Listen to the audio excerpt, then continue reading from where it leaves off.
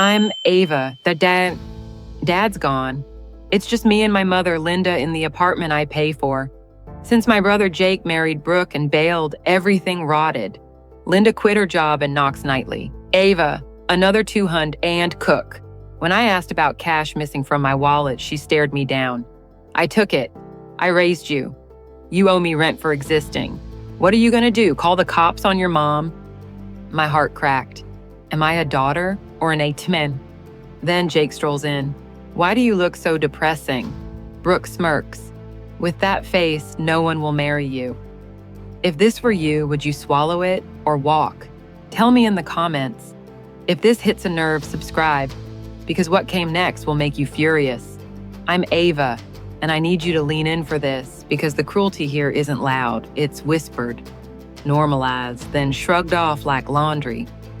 After Dad died, it was just me and my mother, Linda, in the apartment I pay for.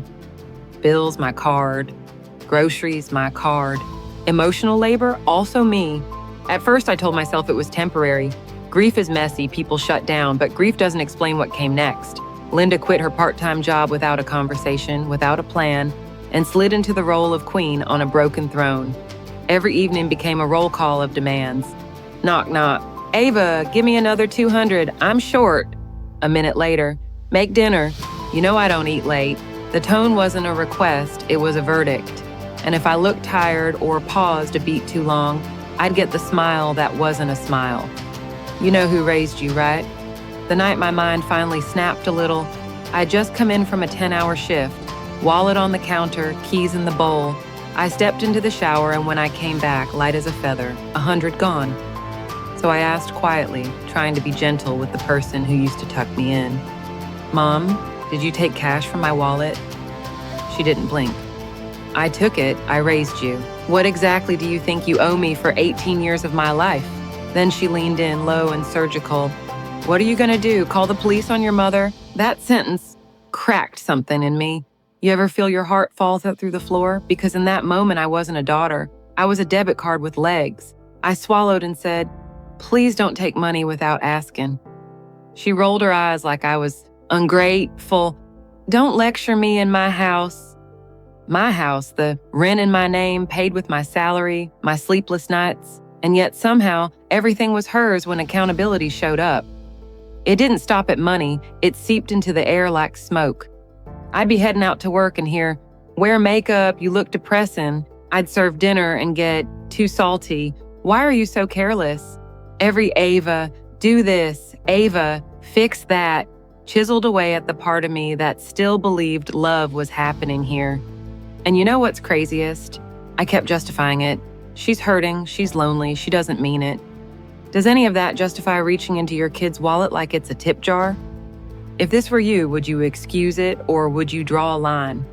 Then Jake, my older brother, reappeared after months of silence wearing his comfort like armor. He brought his wife, Brooke, who smiles only when there's blood in the water. Jake looked me up and down and chuckled. Why do you always look so heavy? Brooke didn't miss a beat. With that vibe, no guy's sticking around. Imagine hearing that in the kitchen you paid for, in front of a mother who said nothing. Actually, she said something later. They're just honest. You need to hear it. Honest or cruel, because here's a shock line for you. Brooke added, if Linda were my mom, I wouldn't make her beg for grocery money. Beg? She wasn't begging, she was taking. And the audacity to paint theft as maternal rights. If you're still with me, tap like so the algorithm doesn't bury this, and tell me in the comments, where is the line between helping family and being harvested by them? Because I started to see a pattern in high resolution. The more I gave, the less I existed. Linda wielded motherhood like a contract I never signed. The currency wasn't love or care, it was guilt, the kind that sounds reasonable if you don't look too closely. I did everything for you. You wouldn't be here without me. Those lines are true and also weaponized. Truth can be a blade when it's used to cut off your right to boundaries. The escalation was subtle but relentless. Money borrowed, then claimed. Chores helped, then demanded. Self-respect kept quiet, then erased. And the days bled together until I couldn't tell if I was living with my mother or surviving her. That's when the questions got louder in my own head. Am I the problem for wanting receipts? For wanting the simple dignity of being asked? Or is the problem a system inside this house where I'm the worker bee and everyone else is the queen? If you've ever been stuck in that loop, I see you. Share this with someone who needs a nudge to believe their boundaries matter, because mine were about to be tested in a way that would make even the calmest person rage. And trust me, what happened next, it wasn't a misunderstanding, it was a setup. It started with visits. "We're dropping by," Jake texted, like I should be grateful. Dropping by turned into staking out. They were suddenly always on my couch, feet on my coffee table, remote in hand, opening my fridge like it owed them loyalty. And Linda, oh, she lit up around them, laughed louder, smiled longer. You'd think we were in a sitcom, except the script was a little too sharp on me. "Ava," Brooke would sing, "you're home early. Great, could you grab us that cake from the bakery?" "The good one," Linda chimed in. "You're not busy, don't be lazy." Lazy? I was working full-time, paying for a roof over 4 heads. But in this bizarro world, I was the slacker, and the people lounging were the victims of my alleged bad attitude. Then one afternoon, no warning, Linda planted herself at the kitchen table and cleared her throat like a judge. "I've reached my limit living with you," she said, staring at me like a stranger. "I'm moving in with Jake and Brooke." For a second, I just blinked. The couple who swore they'd never live with her were now volunteers of the year. "Since when?" I asked. Jake shrugged, smug. "It's natural for the eldest son to take care of his mother." Natural? Funny how natural aligns perfectly with the rumor that Dad left money. Brooke smiled with her teeth, not her eyes. "It'll be better for everyone. You can figure yourself out." Translation, we decided you're the problem and we're upgrading. Then came the shove wrapped in fake generosity. "You should move out," Jake added, as if he were doing me a favor. Linda nodded, satisfied.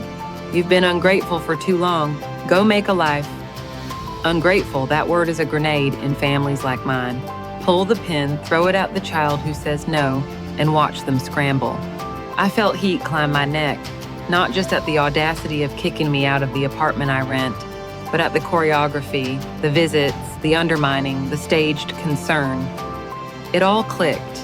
This was a switch. They wanted me displaced so they could play house with the fantasy inheritance, and if the cost was my stability, acceptable collateral. Here's the part that might shock you. I didn't explode. I didn't cry. I just got quiet. You ever go so still your heartbeat sounds like a plan? I said, "Okay, if that's what you've decided." Brooke blinked. Jake frowned. Linda smirked. They wanted the fight. They wanted the screaming, the meltdown, the proof I'm difficult. But what they got was silence and a series of phone calls, movers booked, utilities scheduled, storage set, and a list, meticulous, of every item I had bought with my paychecks.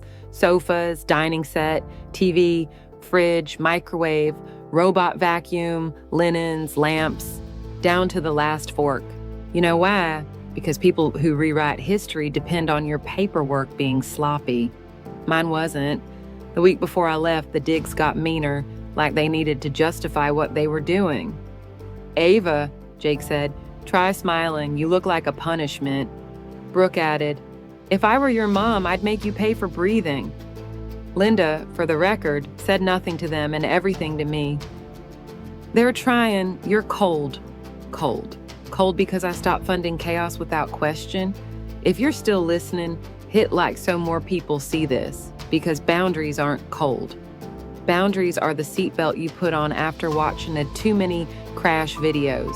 Move-in day came bright and brutally honest. Jake swaggered in like a landlord and announced, "We'll take care of Mom from here. You can stop worrying." Linda patted my arm like a coworker, not a mother. "Find a husband. Don't be a loser forever." Brooke laughed. "Shock line? Here, men don't marry headaches." My hands didn't shake. I turned to the movers and said, "Everything in the living room goes. TV, soundbar, rug, sofa, the works." Jake's face did a little gymnastics routine. "What are you doing?" he barked. "You can't strip the place." I met his eyes. "Watch me." Brooke sputtered. "You can't take the fridge. Your father bought that." And there it was, the myth, the golden stash, the invisible ATM they thought they were inheriting. No, I said, flat, like a court record. I bought it. Every receipt is in my email. Jake wheeled on Linda. You said Dad's inheritance paid for everything? Linda's voice got tiny. I wanted to look good. Boom.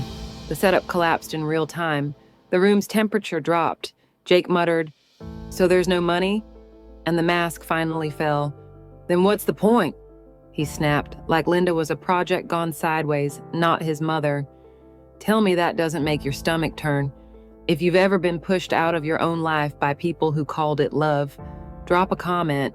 If the entitlement here makes you rage, share this. Share. Because the next part, that's where I stop being a target and become the author of my exit. When the last box left the hallway, the performance ended. No laugh track, no soft lighting, just 3 people staring at an empty room and at me, like I'd violated a sacred rule. Never call a bluff. Jake tried to pivot. He cleared his throat and went soft. Too soft. Ava, maybe you should stay, for Mom. Brooke jumped in with a smile that oozed. We're family. We can figure this out together. Linda looked at me with sudden need. The switch from contempt to dependence was violent. Here's your shock line. An hour earlier, I was a burden. Now I was a lifeline. I felt the old reflex rise. Fix it, fund it, smooth it over. But then I remembered the night of the wallet. What are you gonna do? Call the police on your mother? And the reflex died. No, I said, calm, not cruel. I'm not staying. Jake's face hardened. You're abandoning her. Abandoning? The word made me dizzy with irony. I carried this place for months, I said. You abandoned her until you thought there was money. Brooke scoffed. You're dramatic. That's what people say when the truth makes them itch. Dramatic is a tool to shut you up. I didn't shut up. I'm done being your plan B, I told Linda. I'm done being everyone's wallet. I'm done being told I'm ungrateful for wanting consent before someone takes my money. Linda's lips trembled. She whispered, You owe me. I nodded once. I owed you a childhood. You got that. I do not owe you my adulthood. The lease was in my name with 2 weeks left. I gave proper notice. I turned in keys on schedule. Everything by the book, because the difference between control and clarity is paperwork. And then I left. No slamming doors, no dramatic monologue, just the quiet relief of an elevator closing on people who chose a fantasy inheritance over a living daughter. I thought it would end there, but chaos doesn't retire gracefully. A week later, my phone lit up. Ava, please, Linda cried. I can't live like this. They quit their jobs to move here. We fought. There's no money. You're all I have. I listened to the same voice that told me I was ungrateful, lazy, a loser. The same voice that let strangers insult me in my own home. And then I did the hardest, kindest thing I've ever done for myself. I said, no. I hung up. I blocked her number. That sentence will make some of you gasp. It made me gasp, too. But sometimes healing sounds like a click. News traveled. Apparently, the landlord pushed them out when the lease ended. They burned through Jake's savings, moving into a dingy apartment across town. Linda didn't get a job. Brooke resented the grind. Jake worked dawn to dead-eyed dusk. They created the life they thought they could avoid by using me. And me, I started sleeping. I opened my bank app without flinching. I cooked dinner for one and ate it warm. Little luxuries that sound small unless you've lived at the mercy of someone else's moods. Boundaries don't make your life instantly beautiful, but they make it yours. Here's what I learned, and I hope it's the value you came for. Love without respect is possession. Sacrifice without consent is exploitation. Family without accountability becomes a cult of silence. If this story made you angry, good. Anger, used well, is a compass pointing to your line in the sand. If you're standing where I stood, half in, half erased, ask yourself, what would you tell your best friend to do? Then tell it to yourself, out loud, because the voice in your head gets louder every time you choose you. I won't pretend the grief is gone. I grieved the mother I wanted. I grieved the brother who might have had my back. I grieved the home that never really was, but I also made room for something better. A life where no is a complete sentence, where my wallet is mine, where my kitchen is a place for dinner, not humiliation. If you're rooting for that version of me, hit like so this story reaches the people who need it. Drop a comment, tell me where your line is, what your turning point was, and if you want the next chapter, how I rebuilt what I put in writing to protect myself, the receipts I keep now, subscribe. Not because I need a number on a screen, but because someone you love might be living my old life, and the map out starts with a single boundary. Final shock line before we fade out. When I stopped funding the lie, the truth introduced itself. It said, "Hi, I'm peace. I don't shout, I just stay." And finally, I let it in. Here's where I landed. I didn't choose cruelty. I chose boundaries. I stopped financing a story where I was the villain and the wallet. That hurt, because part of me still wants the mom who hugs first and lectures later. But I've learned love without respect turns into debt. Emotional first, then financial. The night I blocked her number, I shook, then slept. That sleep felt like permission to keep my paycheck, my peace, and my voice. Am I in the wrong? Maybe to people who think duty means endless surrender, but I kept records, told the truth, and walked calmly when the mask dropped. My lesson? If someone uses "you owe me" to bypass consent, you're not loved, you're leveraged. Boundaries aren't betrayal, they're oxygen. If this hit a nerve, talk to me. What would you have done in my shoes?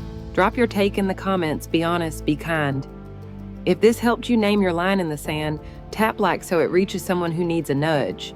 Share it with the friend who keeps apologizing for wanting basic respect. And if you want the follow-up, how I rebuilt, protected my money, and rewired my guilt, subscribe. Your piece is worth the paperwork.